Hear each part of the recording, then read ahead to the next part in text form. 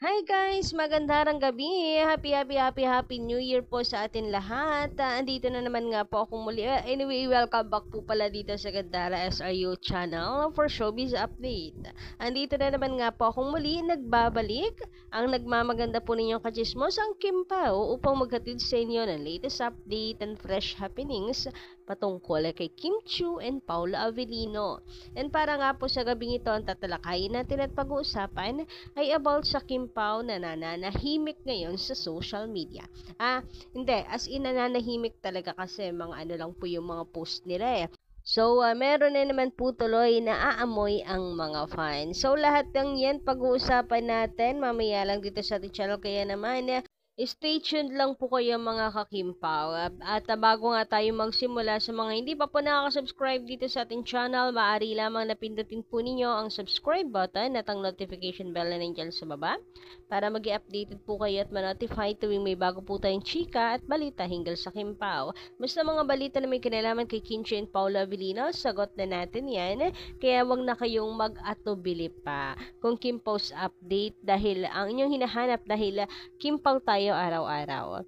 So, dahil nga po napaka-in-demand ngayon ng Kim Pao, bukod sa kanilang movie ay talaga namang mainit at pinag-uusapan kung may relasyon na si Kim and Paolo. Kung mga fans ang tatanungin, matik, syempre nakabantay sila sa galaw ni Kim Chiu and Paolo Avellino. So, kahit nga hindi po magpaayuda sila sa mga sa social media ay kumukusa ng sumusunod yung mga fans eh. May mga pa-stolen shots sa Kim Pao. Nakasunod talaga eh.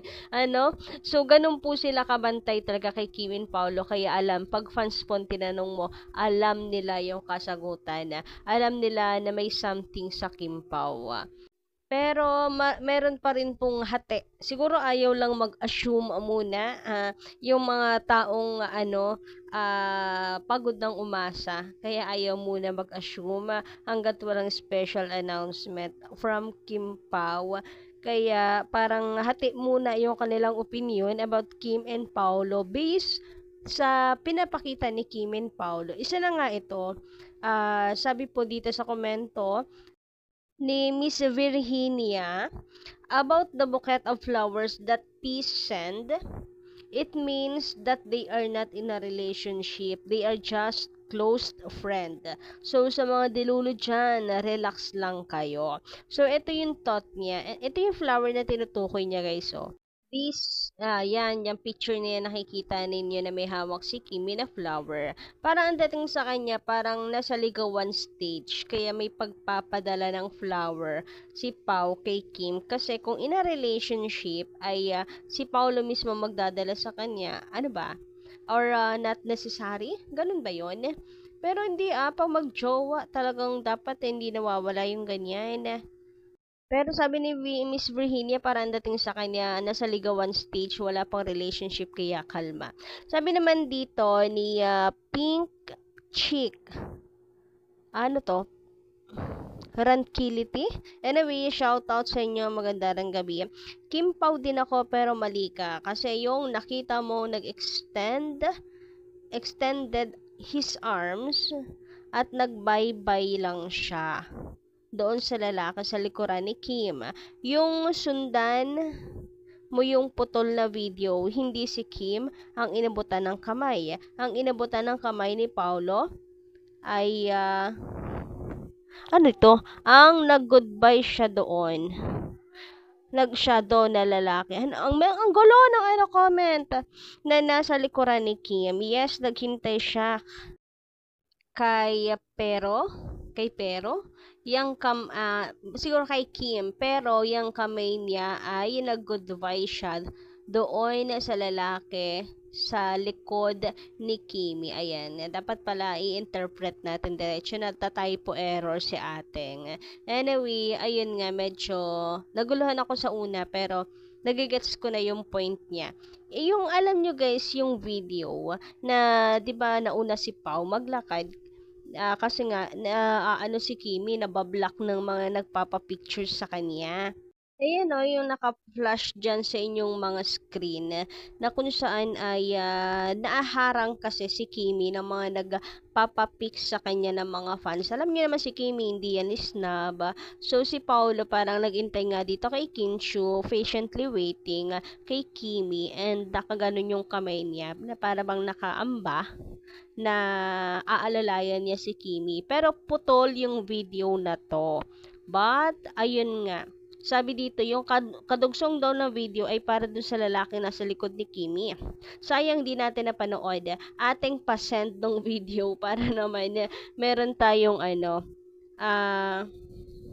para nakaka-relate naman kami sa sinasabi mo. Lahat kasi ng video na panood ko putol eh. Anyway, wala namang masama po doon, if sa true na para dun sa lalaki yung pag-extend po niya ng kamay, at least alam natin na sabay umuwi ang Kim Pao.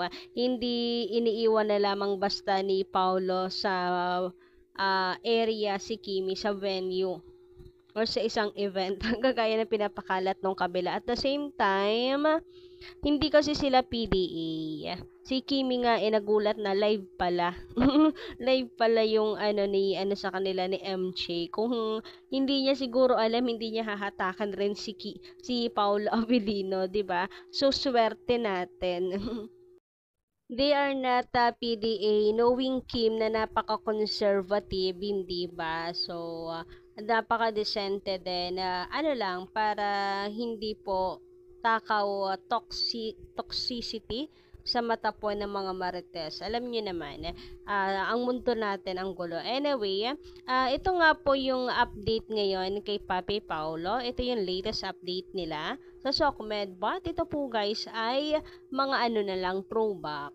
Alam niyo yung mga late upload, mga na tenga sa kanilang gallery ni Kimi. So parehas po silang dalawa na puro mga late uploads. Ngayon lang siguro nagka-time. Therefore, napakatahimik ng Kim Pao. Wala pong pa-latest ayuda sa mga fans. So, hula ko guys, January 1, magbibigay ayuda sa DC ang Kim Pao. Parang tuwing auno sila nagbibigay ng update. Remember, November 1, then December 1. So, expect na natin sa bagong taon may paayuda ang Kim Pao. Hoy, sana nga magkasama sila sa New Year. Anyway, eto na. Since puro late ups, ang mga late upload si Kim and Paulo, so pareha silang tahimik ngayon, for sure magkasama silang dalawa ayon sa mga fans. So mukhang sinusulit ang yung rest day nila bago ulit maging busy-busyhan. Pagdating kasi ng January, bakasyon muna sila before maging busy, ganon. Bakasyon sa social media, hindi naman bakasyon na out of the country kasi sabi nila parang wala naman talagang time. And nakakatakot ngayon, sunod-sunod yung disgrasya guys sa airplane, 'di ba? So mas safe naman nga na pumirmi naman muna. Anyway, sabi nga dito, luma na yan, be. Wala ang Kimpaw natin, nagbakasyon sila. Wag tayo pa lang bakasyon sa Sokmed siguro nga. Or ano ba? Ano ba? Bakasyon muna sa mga latest updates kung magkasama ba sila, ganyan. Anyway, ito nga, correct sila. Happy vacation. So kayo guys, anong palagay ninyo? Magkasama nga kaya ang Kim Pao? Huy, grabehan yun. Bakasyon ng Kim Pao? Ako, masasabi ko lang kung out of town si Kim and Paulo.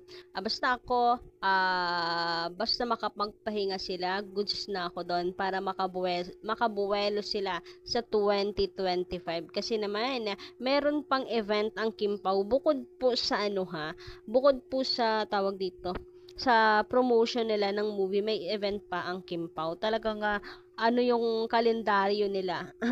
Punong-puno na, hindi pa man pumapasok ang 2025, puno na yung January nila ng schedule. So basta makapag-rest, vacation, makapag-relax, hinga-hinga ang Kim Pao, goods na ako doon, magkasama man o hindi, para makabuelo nga sila sa 2025. Ako yung napapagod sa kanila eh.